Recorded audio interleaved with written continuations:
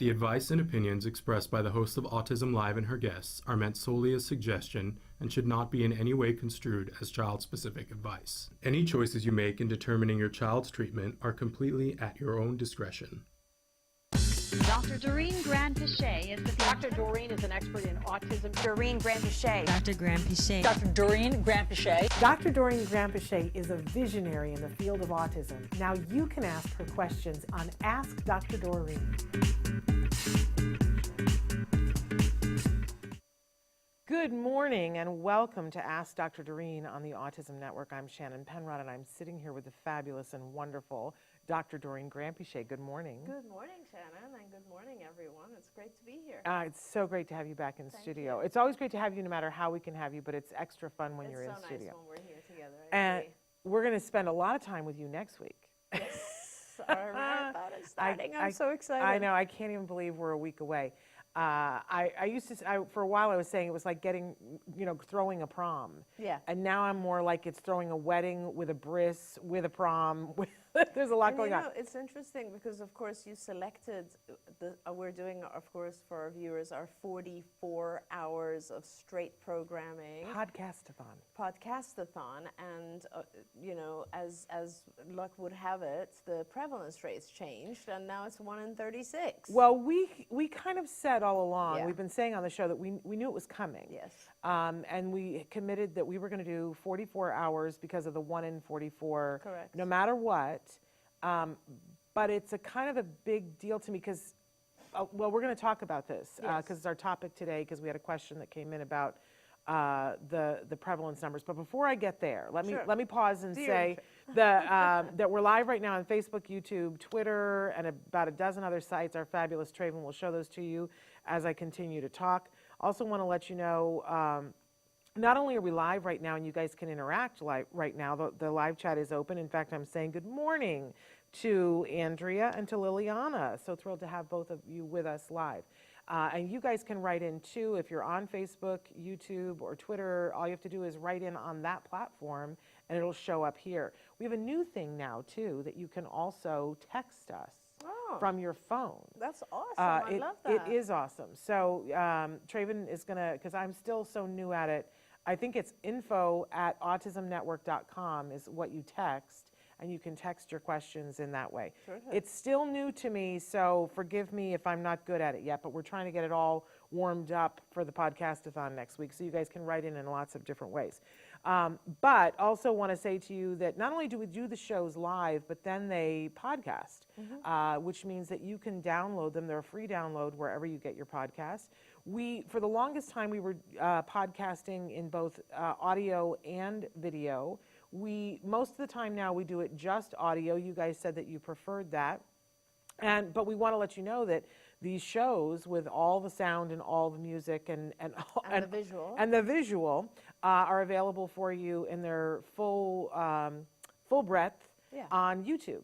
So definitely check out our library of videos because, not only are we doing the podcastathon next week, there's a lot going on next week. Yes, it's very exciting. A lot going on, but I also realized it means that we will have been on the air for 13 years. Oh my gosh. I know, it's our 13th birthday. We are going to officially be teenagers. That's crazy. And it is, it really is. That's so exciting though. I'm so proud of us. I want to thank you though, because honestly, this is all you that made this possible. And as you know, my life has changed in so many different ways over the last 13 years. Yeah. But this is the one consistent thing that I have continued to do. And a lot of it is just not only it's a beautiful experience being able to talk to families and help people out there, but it's really also because I enjoy this hour with you so much, and you always make it so easy for me to do, so I really appreciate that. Thank you, because it doesn't feel like that lately. It doesn't feel like I'm making anything easy for you. I literally, awesome. the last week so I've been like, I would fire me. No, it's so great. Because you're in that stage of it where you're like, chaos, it'll all work out. It'll all work out. But there's a lot of things that we're going to be celebrating next week, including the podcastathon. If you haven't already, if you're like, what is this thing that they're talking about, this podcastathon, I really want to urge you to go to autismnetwork.com I don't like to give you all the slash things because I can't remember that myself personally, but if you go anywhere on autismnetwork.com, you'll see the neon circle that says Podcastathon. You can click on that. It will bring you to the landing page for the Podcastathon. And the big thing to do right now is to click on the hourly calendar. It's the box in the middle. It says calendar hourly. And if you go there and just scroll through the 44 hours, every time I do it, I get goosebumps because we have so many luminaries. It's amazing. And more that we have not announced yet. It's cuckoo for Cocoa Puffs. Really awesome. And actually, our next show is the morning. Yes. When we start the podcastathon later that day. Yep. And during that show, maybe we can go through the calendar and let everybody know it's coming. Absolutely. I'm saying good morning to Michelle as well. So check that out. Definitely check that out and be writing in like Michelle just did, saying hi, and then we'll say hi back to you. And you can be writing in questions right now. But we did want to start big news that their new prevalence numbers came out on Thursday. Instead of being 1 in 44 now in the United States, it's 1 in 36. And somebody wrote in a question already and said, what do the new numbers mean? And what does Dr. Granpeesheh wish would happen as a result of these new numbers? Yeah. So where do you want to start? I mean, I'll try to control me, Shannon, because I might talk the entire show now about this subject. I do want to say that these new numbers are not current. These new numbers are data from 2020. Yeah. And I feel like that's a very important thing that's always left out. Of course, it takes the CDC a couple of years to gather all their data and to be able to verify it and validate it and then report it to us. But with the trend, and as you mentioned, we have some beautiful graphics that we are borrowing from Taka. Yeah, Taka did a great job. And some of the things that you might not be able to see this on the camera here, but it is a continual increase and has been increasing forever, right? And for me, what is really important to talk about is that when I started in this field, it was like late 70s, right? So 78, 79. And at that time, I remember very, very clearly that the prevalence was around 1 in 15,000. Right. And the data just kind of increased from there. And then by 95, when I had already opened several cards, actually, I opened card in 1990, and by 95, I would have had probably, not sure, 5 or 10 clinics. Right. It all of a sudden jumped to 1 in 1,000. Right. And there was, it just kind of like, and that was very shocking to us that it had increased. But then beyond that, it just, every time data came out, it was more and more and more. And, we have in 99, it was 1 in 500. Then 2002, of course, the data became 1 in 150. That, I remember, stayed for quite a while. Everybody was like, oh, 150, that's pretty amazing and astonishing. And then a few years ago, as we all know, it went down to 1 in 44, which was also very, very shocking. That data was data from 2018. And then now, of course, 1 in 36. And this is data from 2020. So I think it's fair to assume that if something doesn't change, this number is going to continue to increase. Yeah. Because it is a trend, and it is not, and people always talk about, what's causing this trend, and I really would love to talk about that a little bit, because maybe 10 years ago, when it was something like 1 in 150, people started saying, oh, this must have something to do with clinicians being better at diagnosing. For a while there, actually, people were saying, oh, this has something to do with the new diagnostic criteria, because there was a change in the diagnostic criteria. But I will tell you guys that the change in the diagnostic criteria did not make it easier to get the diagnosis by any means. So, in fact, in some ways, it probably made it harder. But that aside, I always would respond to people and say, I have been diagnosing personally myself since 1990 or 92 or something, 1 or 2.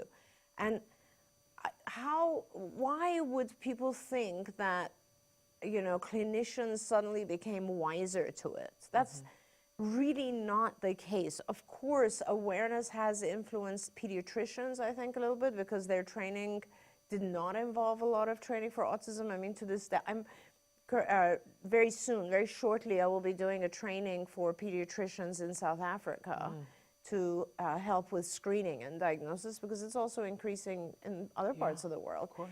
But this is not about awareness. This is not about better ability to diagnose. This is not about those things. Those things may have a small causative factor. They might play a very small role. Yes, pediatricians are now recognizing it better and are now finally diagnosing faster, perhaps. And I think that's not necessarily because maybe it's because they get better training, but I think it's also because they are also alarmed. Like, we're all alarmed. Yeah. Everybody is saying, what do we do now? Like, 1 in 36 children? Oh my God. That means that pretty much every classroom in the United States will have a child. Right. It's scary, right? Yes. So all of us are pretty alarmed about this. And you asked, the viewer that wrote in and said, what would I have done? Like, what would I wish for given this increase in prevalence? And I will tell you, I think what I wish for. I wish for, they changed the term autism, I guess, acceptance or to awareness, or I don't know which direction it went. It's the 3 A's now. The 3 To be A's. politically correct, I say the 3 A's. It's Autism acceptance, awareness, and action. And Then you action. get it covered. I just say the 3 A's. Yeah, right. And I think we are all focused, let me ask you, Shannon. Yeah. What would you wish for?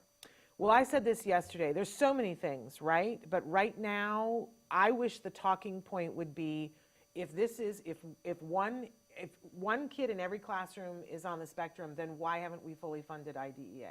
Okay. And we were promised by every single person running that it would be. So I'm asking for a call. I've already said yesterday, hey, Joe, you said you would. Yeah. This would seem like a time to do it. I 1 don't in know, yeah. 36, come on. Yeah, yeah. But that's a drop in the bucket, but it would be a pretty healthy bucket to start. Right. That's me, but what about you? So, but that's exactly kind of where I wanted to go, is that most people will actually say, let's increase access to treatment and help. Yes. And fully funding IDEA is one way of doing that, right? Is let's give all of our kids in schools access to the right type of intervention. Yeah. Many years ago, I said, let's, God, please give us insurance funding. We got that, right? And now we have some access to insurance funding. But what I'm going to wish for today is different. I'm not going to wish for, let's accept the fact that we're in 1 in 36 and get better treatment, better access. I'm going to wish for people to question why we are at 1 in 36. Let's go back and say, what did we do to our environment to make it 1 in 36? Let's study that. Let's accept that. Yes. Because there's so much controversy and people don't want to accept the fact that a lot of this has to do with the incredibly toxic environment we have built for ourselves, we've developed for ourselves, right? Yeah. Nobody really still associates autism with toxicity, and that's what I wish for. That's what I wish for, because if people did start to see that this has to do with, really understanding our kids are being exposed, and it's not just our kids, it's all of us. We're exposed to extremely toxic environments. Our food, I could go on and on, as you know about this. Yeah. Our food, most of our food, by far in the 90s percentiles, are GMO, genetically modified foods, which are not getting nutrition to us. That's not only are they not bringing nutrition to us, they're causing genetic changes, they're causing inflammation for all of us. Our soil in the US is no longer, we do not have soil that is healthy, that has not been contaminated by massive amounts of pesticides. So that's another big issue. All of our food is really toxic. Our water source is in plastics that we know that when plastics change temperature, they become extremely toxic. So we have that. And I will be brave and say here, on top of all of that, we still overuse antibiotics. We still overuse vaccines. All of these types of things are producing toxicity for our children who are unable to detox enough, right? Everybody can detox, but if you load them with too many toxins, eventually they're going to just not be able to detoxify. And I very strongly believe that the reason our children are developing, their brains are developing in a way that is not able to adequately learn all the things that they need to is because of the exposure to toxicity, whether it's in utero or after birth. There's just a lot of toxicity, and our kids are, and as I said, Shannon, it's not just our kids. I mean, there's a massive amount of problems with pregnancy, infertility. I mean, if you saw the infertility numbers for adults right now, it would completely blow your mind. Yeah. We're talking about autism. Autism is one of the chronic problems in health that is increasing in this country. Even for you and I mean, you know, when we were young, the problem was not how do I get pregnant? The problem was the other way, right? Yeah. How do I be careful? Yeah. And then if you think about like all the, like when we were kids, there were no commercials on TV for probiotics, prebiotics, thousands of types of pharmaceuticals that are, it has become just very, very difficult. And this is the result of it. So the question for me is how do we, and we have to some extent started to reverse, but how do we start to clean up our environment for our kids, right? Yes, I mean, if I knew all this stuff, you know, 40 years ago, I would have invested in Whole Foods, right? And all these, or all the company, or Sprouts, or whatever these companies that are now everywhere. Why are they everywhere? Does anyone ask? Why is there a whole thing about what kind of food can I eat? Yeah. Why is it that everybody has gluten intolerance? Everybody has case?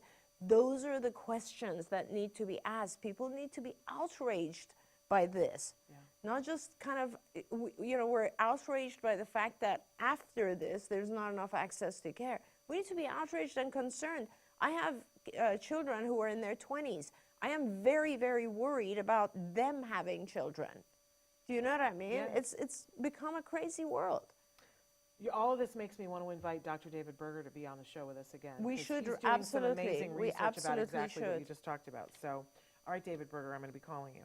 And thank you for all of that, because I feel like a lot of people aren't brave and don't talk about things. Right.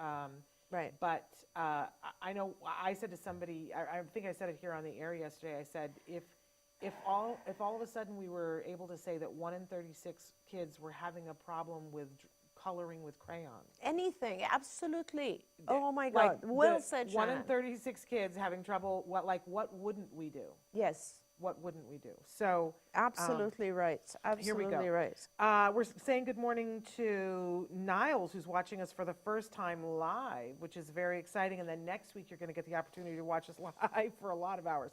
Huma is here from Pakistan. I'm so glad that you're here. May is here. Liliana says 1 in 36 and 120. I wonder what the number now is in 2023. And can I just say, if somebody, if you're in a conversation, because I feel like the press has really doubled down on this and said, oh, they've come up with reasons why no one should panic about the 1 in 36, and they do this for a solid week after the numbers come out. I just want to say to all of you, how many of you know at least 1 or 2 people, 1 or 2 kids or adults or whatever, that you know probably should have gotten a diagnosis and didn't, and they're still in the process or waiting? If we all know 2 people, then we know the numbers aren't what they are, right? Oh, of course this is going up. I mean, this is a trend. Yeah. And you know, anyone who knows epidemiology and trends, when a trend is happening so clearly that it's increasing like this, and thank you again to Taka for showing us this data, it's just, unless there's a drastic change we know there isn't. Yeah. The trend is going to continue. Absolutely. So it's very concerning. And somebody asked me the other day, they said, is this number, are they including all of these self-diagnosed adults? And they used the air quotes. No. No. No. This time, this year, it includes 4-year-olds, but in the past, it's only include 8-year-olds, but this includes 4-year-olds and 8-year-olds. Yeah. That's it, not adults. And by the way, that's kind of why it takes a couple of years, is because the CDC is not reporting numbers where somebody will just jump in and say, hey, I have autism. Right. Those No. numbers would be crazy. Yeah. These are verified numbers and these are validated. That means you have to have an official diagnosis in order to be counted in here. And not only that, if you think about the way that they get this information, it's actually, if you have an official diagnosis and are receiving some sort of funding, that's when you count. Because otherwise, a lot of people might have an official diagnosis, but unless you have some sort of service, you're not going to be in the numbers. So this is very important. Yes, and Melody, this is a case in point here. Melody has written in and said, hi, I'm from Rock of Gibraltar, Europe. What an exotic place to be from. Yes. My son, at the age of 14, has been diagnosed with a spectrum of autism. Yes. He has been to speech and language therapists and physiotherapy, etc. Why was it difficult to detect? Much appreciated. So he's not getting the diagnosis till 14. Yeah. And we see much more of this. So just imagine he would not have been included in this survey even if he lived in the United States. And we hear much more of this, that teenagers are starting to be diagnosed. Why would that be? Why would somebody not get a diagnosis until they're a teenager? Well, okay, so because they are, and this is a little bit sad, but the truth is that it's a spectrum. And there are children who are higher functioning. So that means that, some of the things that we all, like all of our viewers all over the world who are writing in right now, you are people who are somehow interested in autism. Either you have a child with autism or you know of someone with autism. So you're actually in the autism world. And if I ask you to describe autism, the majority of you will think of severe autism. The majority of you will think autism means no communication. Autism means, oh, that must be someone who's not talking or you'll even, a lot of people in the world will even equate it with intellectual dysfunction or disability. Now, that when it's a child who is speaking, but they still have a lot of the social issues where they cannot actually in any way interact with others or live a life that involves social interaction and social turn-taking and all of that sort of stuff. What would in the past have been referred to as Asperger's is now referred to as ASD, Asperger's type. You would probably not think of that individual as having autism. Recently, I was talking to a friend, Shannon, in Florida, and they were telling me that this friend of mine said that his nephew, who is, I think, 16 or 17, was diagnosed with the diagnosis I hate the most, oppositional defiant disorder, ODD, oppositional defiant disorder. What a horrible label to give a child, right? And it's one of those where you don't even ask why. And from a behaviorist perspective, when there is oppositional behavior or a child is actually defiant in some way or another, they're trying to communicate something. The world around them is not fair. They're having a hard time with something. And now this child, finally, he's been through multiple assessments, and God bless, he finally went to, I think, Cleveland Clinic or somewhere and had a really good assessment and came back with a diagnosis of ASD. And now he is in a school that is specifically for very high functioning individuals, Asperger's individuals, who are extremely smart in some ways and have extreme difficulty in other ways. And now he's doing great. But before, he had this diagnosis of ODD, and everybody was like, oh, this kid is aggressive, this kid is oppositional, let's just, either put him in a corner or punish him or whatever it is. Yeah. And it took 17 years of his life until he finally got the diagnosis. So yes, to answer your question, it is difficult when the child is higher functioning.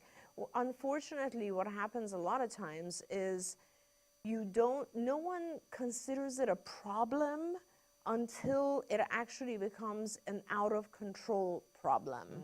So let's say a child could very well go to school, fall behind, but as long as they're not making a problem for the teacher, no one's going to say, hey, this child needs some help here. Somebody please, there's something going on here. and it could take a few years. Other issues that can impact it are we deny. When we see something with our kids going wrong, we deny it. And if it's a higher functioning child who's mildly affected or less severely affected, we as parents will say, oh, he'll catch up. He'll catch up. I'm sure if I just do this, he'll catch up. And we delay the process. Another thing that can affect it is bilingualism. When there's multiple languages in the family, there's a lot of stuff like that that can affect when the diagnosis actually occurs. But, you know, it is extremely important. And as this family wrote, as soon as you get the diagnosis, it helps you find the right path and get the type of intervention your child needs. I love the conversation that this has sparked. First, I want to say we're going to go to Kathy's question next, because you diagnosed both of her children. Oh. And what a blessing you were in her life, from what I read here. A lot of people are saying preach. I noticed that we have Lisa Ackerman watching with us. Lisa, thank you for all the hard work that you have done. If you guys are looking for information and talking points about how to talk about this with your friends and your family, Taka has done an amazing job.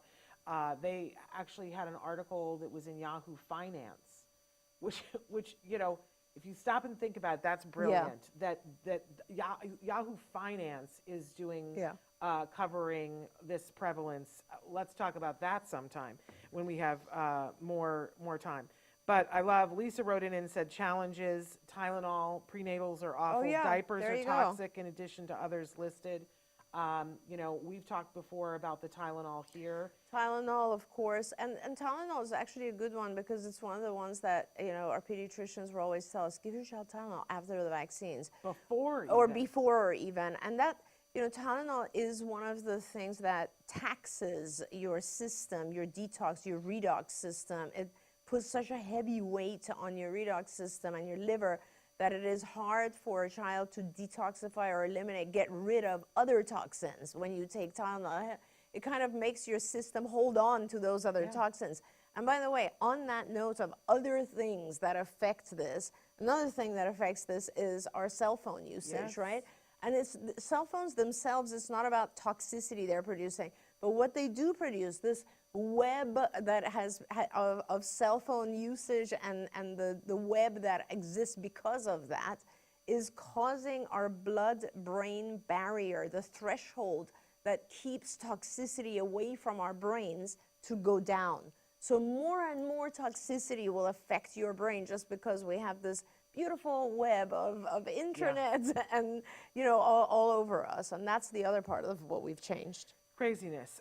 Michelle has written in and said that a friend of hers has an autistic son who was, the guardianship of him was taken by the state of California when he turned 18. They are not allowing the family to see him. How can we help them and prevent it from happening to other families? I'm so sorry to hear that, Michelle. You'd have to tell us a little bit more. It's an unusual thing that they're going through, and we'd have to know why this happened. And I am so sorry to hear that. It's extremely difficult. Yeah, but you can write to me if you want to send me some more details, Shannon@autism-live.com. And I want to say hi to Kathy. It's so nice to see families that I saw, what is that now, 30 years ago? I'm not good at the math, but she 80s. says, you diagnosed 2 of my children in the early 80s. 80s, yeah. When my son was born, it was 1 in 10,000. It's 40s, yeah, 40 years ago. He was born in 81 and the daughter in 87. We started things at Stanford University years ago.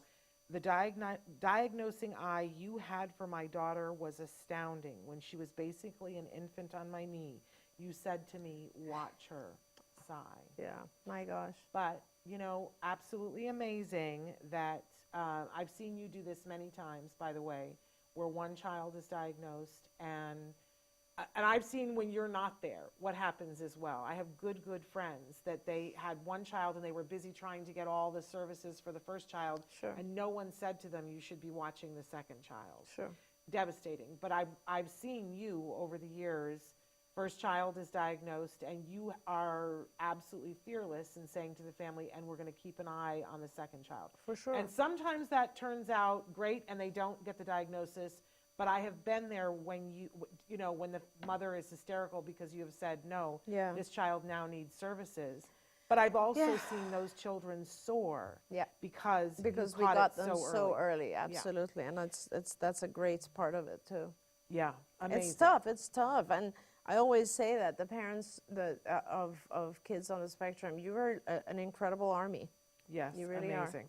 Saying hi to Nicholas. Niles wants to know, have you seen connections between ASD and vaccinations? Niles, you are a brave man to bring this up.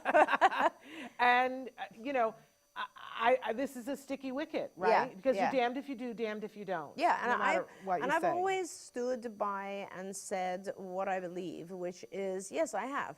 And, you know, it was a friend of mine, his child was diagnosed, and he brought his child to see us at CARD without even knowing that he was about to see me. I didn't know I was about to see him. He didn't know he was about to see me with his child. And so I go in to do this intake, and I'm like, oh my God, what's going on?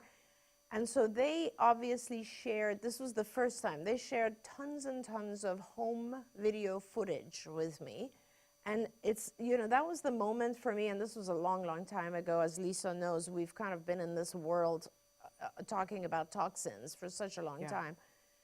And what astounded me was the video, in this video where mom is actually saying, on the video, and you see, you know, the child blooming, happy, having fun, imitating siblings, one-word utterances with parents, and just a very normal, typically developing child, pointing, eye contact, all of it. And then and then mom says on the video, you know, today so-and-so had his vaccine, his MMR shot. And all of a sudden, like she was taking a lot of home videos. The next day, the next week, and so on, it's a different child. It's a different child. I will say that. And I've seen that now, so I always ask parents would come to me when I was diagnosing, and they would say, oh, to me it's clear, because there is a good group of parents that really strongly believe that their child changed drastically after vaccines. And I will always say to them, do you have home video? Do you have footage? And I've seen tens of videos, at least, you know, 10, 20, 30, I don't know, videos that parents have brought in before and after and shown me. So yes, I have seen change. How do I fit it into my own world? Again, as I said, I fit it in regards to toxicity. It's not the vaccines per se. It is not the vaccines on their own. It is the overall load.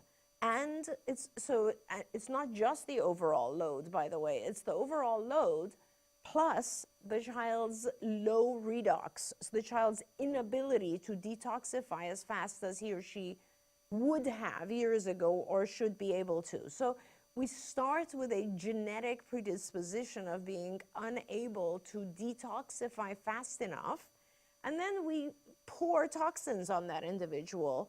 And so, of course, the combination of the two triggers a different type of learning, and then those symptoms are what we call autism. And I want to acknowledge that Niles goes on to say that's a mom. We were thinking that Niles, because it's spelled differently, we were thinking it was dad, but it's a mom. And she said, I asked about the vaccinations because our 2-year-old was diagnosed, and now we have a 2-month-old that I'm weary of vaccinating. And I think what a wonderful thing, if you take all the things that Dr. Granpeesheh just said about toxicity. We brought up Dr. David Berger. I'm going to call him as soon as we're done to see if we can have him on. He has a study going. It's called the P2I study, and I encourage everybody to take a look at that, because what they're finding is very, very interesting. And the long and the short of it, you know, way back in his practice as a holistic doctor, he was helping parents to get their kids on the spectrum to be healthier. But then as the child would become healthier, then mom would say, I'm having a lot of autoimmune stuff. And, you know, I've done my own survey amongst autism moms. I've been in the room when somebody will say, how many of you have an autoimmune issue? And every single mom raises their hand. Come on. That's got something to do with it, right?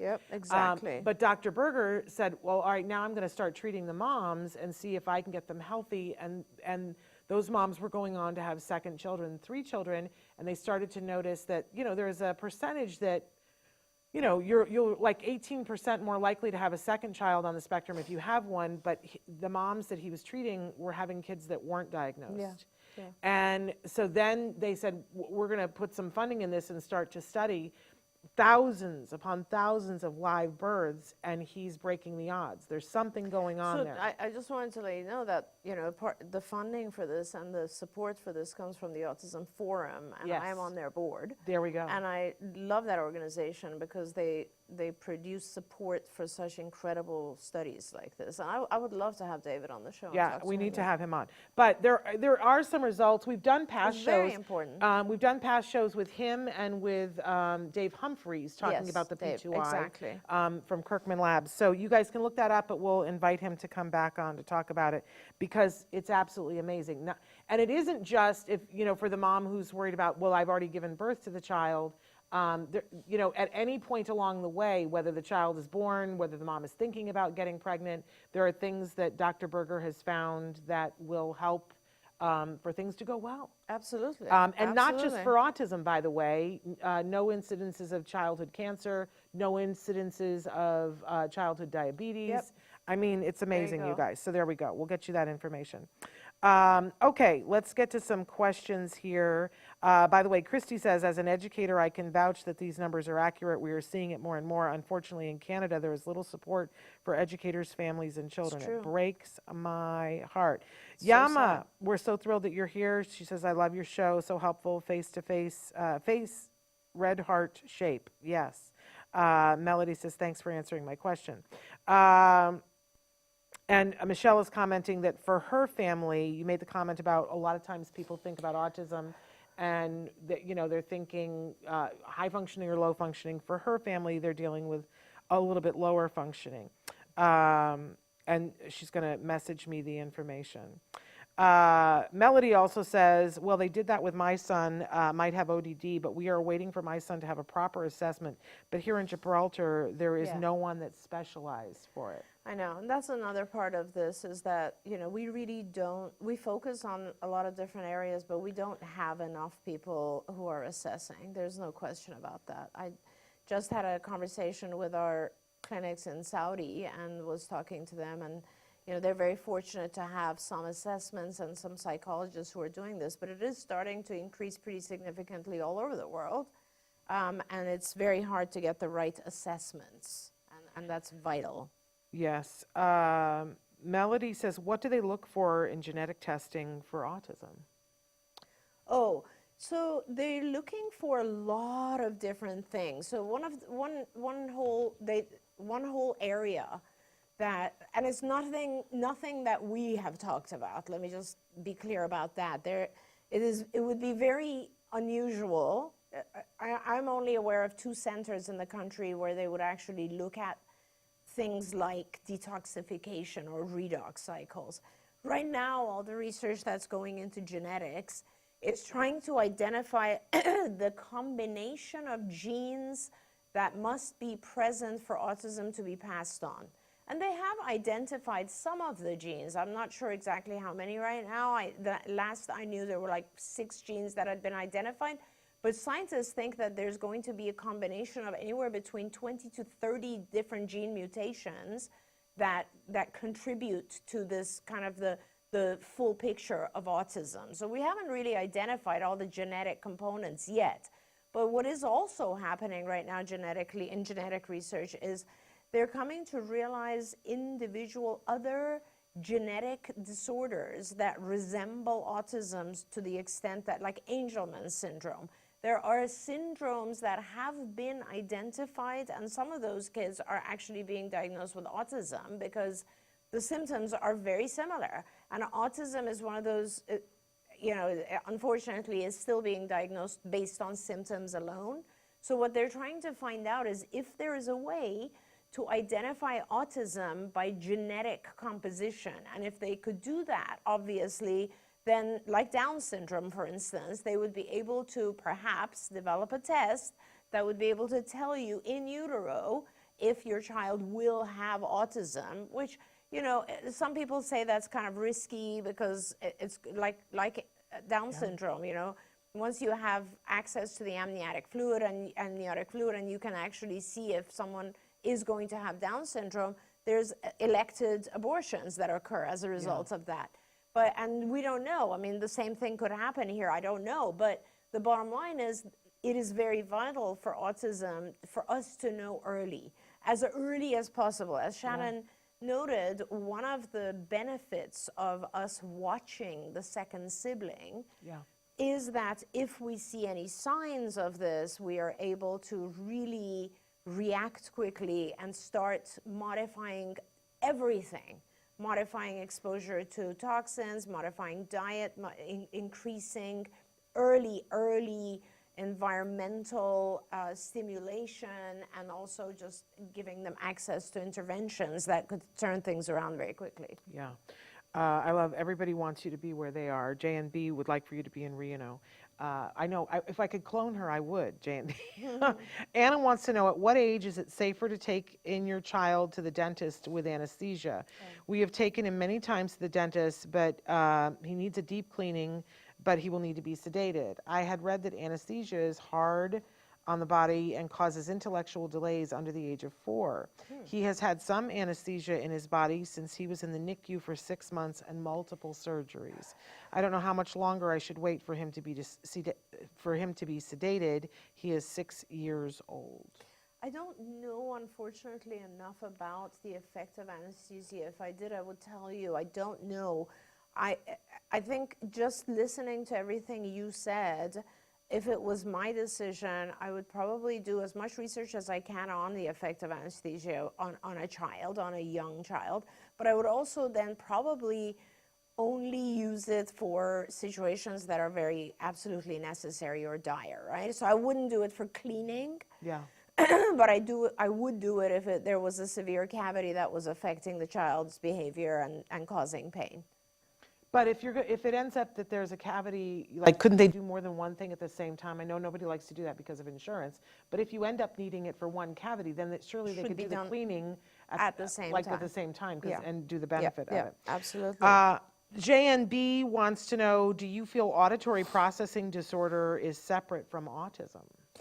Oh, I love that question. Thank you for that. There were a few things that I remember, if you remember, Shannon, when the DSM-5 came out and everybody was kind of like not happy with it. Oh, yeah. I was very happy with it. You were the only one, I recall. was really happy with it. And there were reasons that I was happy with it. One was that it gave us access to this, which was kind of the sensory processing. It was the very first time ever that it was acknowledged in the symptoms of autism that sensory dysregulation is a symptom, could very well be a possible symptom. We never had that before. And it was kind of like you could see all these children who were having extreme sensory reactions, and it was common. Like, a lot of the kids were reacting to either auditory or visual overstimulation. And it became one of the identifying symptoms. So on its own, it's separate, right? Because autism requires a specific number of symptoms. This is one of them. So sensory processing of any type, dysregulation, whether it's visual or auditory. A lot of kids have auditory processing issues within autism, which is why we do better when we present them with visual stimuli when we're trying to teach something. But on its own, it's not sufficient for a diagnosis of autism. You require all these other symptoms as well. So there is a commonality. It's similar to saying, you know, how do you interpret ADHD and autism? There's an overlap, right? Where there are, but if you have the symptoms of ADHD, you don't have all that's necessary for a diagnosis of autism. You have some common ground, but not all. There we go. Huma would like for us to do a session on assessments, says it would be great. Niles has commented that the prevalence in the Bahamas is growing and treatment is very expensive and hard to come by, which is, my heart bleeds for you. What did Huma talk about? What specific assessments or I think about getting, Huma, tell us, I thought that you were talking about diagnosis, about what the whole I was process gonna- of diagnosis. Yeah, I was and- thinking during our podcast-a-thon, I might dedicate an hour to the diagnosis, but also screening. Okay. Because I think a lot of people are more, the diagnosis is one thing. I actually started putting this presentation together for the pediatricians in South Africa, and I was first going to start with a screening and then diagnosis, and then I realized the way we screen, the red flags are quite different than the diagnostic criteria. Yeah. They're different. So I was then thinking maybe I should go through the diagnostic criteria first so that these pediatricians actually learn how to what is the diagnosis, what's required for a diagnosis, but then talk about red flags and screening. Because, you see a red flag, like for instance, a child who is overly occupied by ceiling fans. That's not going to become, that's not necessarily on its own a symptom of autism. Right. It's a red flag. That means it's something that's going to tell you, watch over this child and watch and see if other repetitive rote behaviors develop. You know what I mean? Exactly. So maybe I should do something like that during our podcast-a-thon. We would love that. And especially we've had a huge call from viewers saying, is no one teaching people how to diagnose with anything other than white boy criteria? That there are things to look for in girls that are specific to girls, and there are specific things that would show up in the Caucasian boys that perhaps would be different with other cultures. Yeah, that's true. And, that's true. I did a whole article on that too. The fact that girls, it's harder to see it in girls. It was and that maybe those red flags look differently. Yeah. That, because I think a lot of people are even doctors are very, focused on, the box says this, and I'm going to check the box and maybe don't see the other things. Yeah, we all have our biases. It's absolutely true. And when you're evaluating a girl, you will automatically assume that because it's a girl, they're going to be more shy. Oh, and really? that's part of the reason that girls are diagnosed later or harder to diagnose, is that if they're more quiet, more isolated, it's seen as a normal thing for girls. Oh, that just ticks me off. Yeah, so that's I should give you the article that I wrote on this. Yes, I would love to see that. And in step with that, Fortune says, hi ladies, any idea why minority children tend to be diagnosed more on the severe side of the spectrum than, for example, white children? Yeah. I've heard a doctor say one time that black boys are more likely to have severe autism than white. Any truth to that? Thank you. And Michelle has said, that's a great question. I've heard that too. So I actually was with my youngest daughter when I got the increase, the 1 in 36 last week. And I said to her that this is happening, and she said, why do you think? And I said, the interesting thing is that it also seems to be more severe or prevalent in the African-American community, et cetera. And she gave me a term I've never heard before, which is environmental racism. Ooh. And I was like, oh, that's interesting. And I said, can you explain it to me? And that's exactly what it is that from a socioeconomic perspective, you automatically have access to fewer things. And if you are living in parts of the world where you, like we just talked about, like in Jamaica and so on, this is, you're definitely, and it's actually interesting because you look at this study, the new CDC report, and it shows the different states and how the prevalence is different in different states. And and it also shows access to care in the different states. And that's really a part of this, is that there's already a sort of a connection between certain races and socioeconomic standing. And then there's a connection from socioeconomic standing and access to diagnosis and treatment. So the natural progression is, if you are in a particular race or country or situation that leads to a lower socioeconomic standing, you're just going to be diagnosed later because you don't have access to diagnosticians. No one is even watching you. Let's say you have both parents are working. No one is paying enough attention that something is wrong. You go to a public school where the teacher is overwhelmed with crime and other issues, so the attention on you is not enough to identify the problem. And then even when it's identified, access to the treatment is even less than in Yeah. other parts of the world. Yeah, amazing. That's the unfortunate truth. Unacceptable, but amazing. We're saying hello to Autism Journey with Elijah, who we so love, and she's going to be hosting one of the That's hours wonderful. I'm for so us during the excited for her. podcast. That's terrific. We're excited for us, and thank you for sharing. If you guys have not seen her stuff, you'll have a chance to see her during the podcast-a-thon. She's on at 1 a.m. the first night, our time, so 2 p.m. Mountain Time. You'll want to check her out. She's amazing. AM or PM? AM. AM. Bless her heart. Okay. She's doing middle of the night for us, so that's really wonderful. Okay. We are... I had somebody here wanted, Stephanie. Stephanie said, can you talk about recovery? We're going to take on all the things today. She says, why do people hate the topic? I just got into a heated conversation about this the other day. Yeah, there's so many, so many different reasons that this is one of those topics that people don't want to talk about. I love talking about it. I'm going to talk about it, and I guess I think I try very hard to see things from everyone's perspective, so I'm going to try and not tick anyone off here by saying what I think. Recovery, to me, is defined as no longer meeting the diagnostic criteria for something, just as simple as that. So and it has always been the goal, I guess, of interventions to help an individual, any kind of intervention, right? You have depression, you go see a therapist. What's your goal? It's to overcome the depression. You have, I don't know, anxiety, you take a medication. What's the goal? It's to overcome the anxiety, right? So any disability or disorder, when you receive intervention, your goal is to no longer have that disability.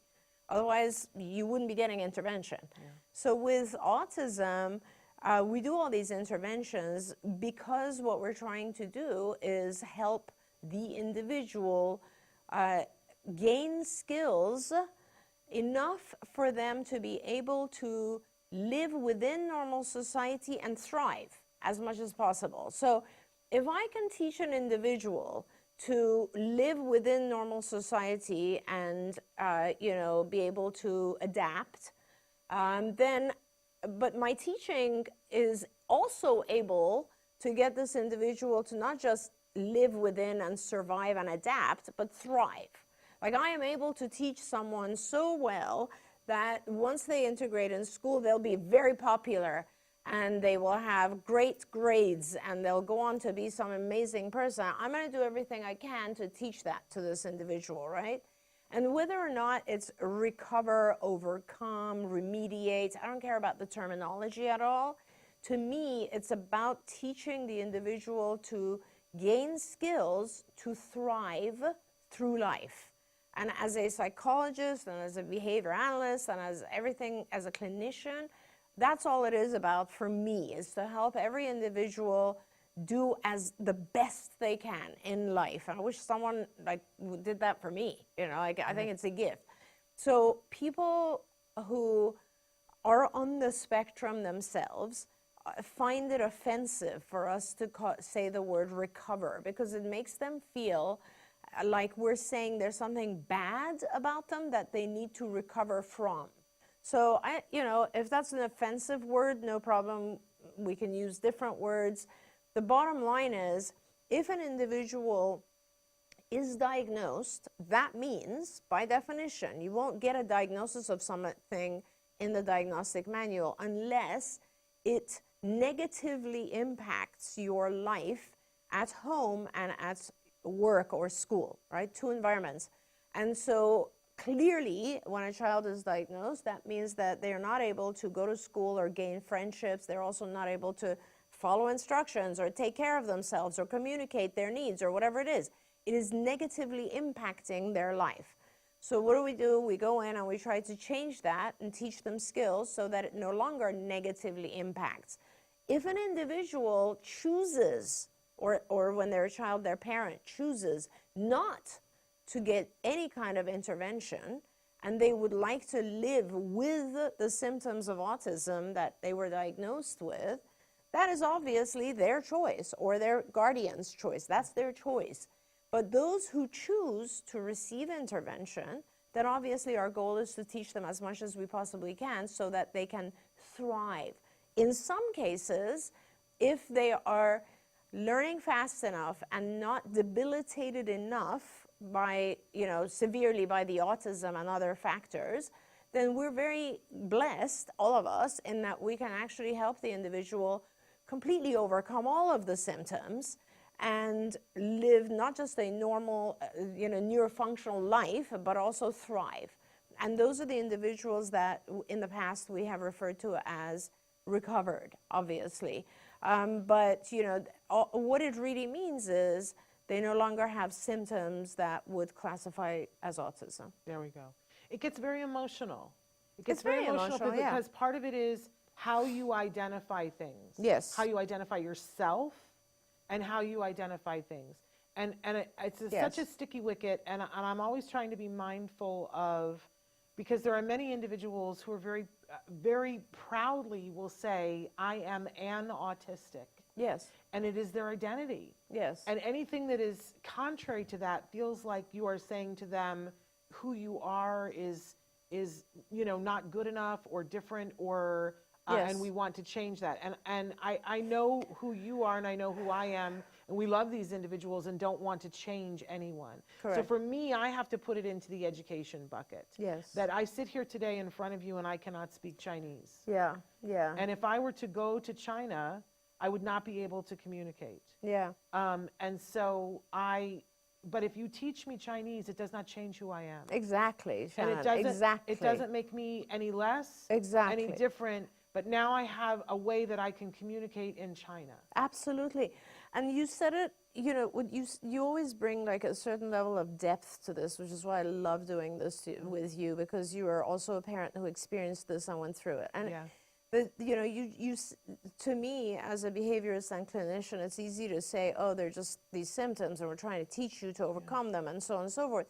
But when you bring in the word identity, then it immediately makes me think of something else, which is, you know what, I have a different identity as well. I'm also an Iranian, okay? That is my identity. I am Iranian. I am proud to be Iranian. But I also hate certain things about Iran and the society that it is, what is happening in Iran. So I can be that is my identity, but I can also see parts of that identity or that culture that are bad. And I want to change them. Like right now, a lot of Iranians will say, we want to change what's going on in Iran right now, right? Yeah. We don't believe in that. So it's okay to have an identity and change. It's okay to have an identity and learn and modify certain aspects of it. You will always have your identity. No one is going to change your personality. This is also the same discussion that I have when parents don't want to put their child on a particular medication, like SSRIs. They're worried that the child's identity will change, or their personality, or their characteristics. They won't. The personality doesn't change. Some of my I have little kids who were sweet and funny before ABA and sweet and funny after ABA, and their personality doesn't change. It's just that we're teaching them more, and we're teaching them skills that could help them. And that's really what it is. Well, and obviously we make room for people to have whatever opinions that they want. Yes. And because I also acknowledge that it depends on where you are in this journey, how you feel about this. Right. That I had to explain to a friend, we were at an autism event, and I used to use the word recovery a lot. Yes. I used to say that my son was actively recovering from autism. And the barrage of things that I get from people who really hate that phrase. Yes. And I stopped using that phrase because it no longer applied. My son is who he is, and he uses the words that he uses, right? Yep. And so I identify now as a parent of a neurodiverse individual because that's what my son wants to be. That's how he wants it to be phrased, and that's what we're all comfortable with. But the friend was handing out flyers, and she handed a flyer to a woman who took the flyer and said, this is terrible, this is horrible, that you are saying this gives people false hope, you should not do this. And she came back to me in tears and said, did I do something wrong? Yeah. And I said to her, I know that there are people, and maybe even people who are watching, who hear that there, there was a possibility maybe that if they had access to something, and that is untenable. Yeah. Yeah. That, and I have to make room for people to be in their grief and say, I don't want to hear that. Yeah. Because it sounds like I didn't get that. And that to me is tragic. Yes. And I always try to be mindful and cognizant and kind and compassionate about that, but continue to talk about what I know. Yeah. And what you have shown me and what was revealed in our home. I get emotional about it because if I don't talk about that, then there's someone else sitting out watching who has a 2-year-old who doesn't know that, I need to get in line for this, I need to work on this, and I need to not give a hope up because there are all kinds of possibilities. Correct. Thank God someone led me to you, and it was Crystal Shepard, Yeah. Crystal and Peter Shepard who led me to you. And am I stupid lucky? I am unbelievably stupid lucky, which is why I try to spend my time giving back. Yeah. Yeah. You know what I mean? I have to pay it forward. But I need to be cognizant of the fact that some people are going to go, I don't want that to be true. Yeah. I don't want it to be true that maybe if I had gotten in this line and fought for this service at 4, maybe my child would be in a different place. That's a whole different And side I got to give them a hug and say, I'm sorry it wasn't there for you. Yeah. But that doesn't change that for those of you who have young kids, I want you to know that, Dr. Granpeesheh has found a way many years ago and has helped many, many kids. Not all, because it's not in the cards for everybody. But many children have reached the point where they no longer qualify for a diagnosis of autism. Yeah. That is the truth. So we continue on. Anyway, what a lively discussion. We're out of time. Yeah, unfortunately. But thank you all for participating in this. Obviously, we've only scratched the surface. We will be back next week with Ask Dr. Doreen at its regular time and space. And then later on that day, we will be starting the Autism Network podcast-a-thon. And there will be many hours of Ask Dr. Doreen with lively discussion. So I hope you guys will participate in that as well. Tomorrow, we are back. If you watched yesterday, I gave the parent-to-parent talk about best ways to go into an IEP to have the most successful IEP. Tomorrow, we're doing the partner to that, where I'll be sharing my 10 favorite tips of things to ask for accommodations for your IEP. So that will be tomorrow. Until then, thank you so much, by the way. Such a pleasure. You're so much amazing. Fun always. Oh, you're amazing. Anyway, until then, give your kiddos a hug from me and one for you too. Bye-bye for now. Bye, everyone. Don't forget, you can watch Ask Dr. Doreen live every Tuesday morning at 10 a.m. Pacific time. We hope to see you there.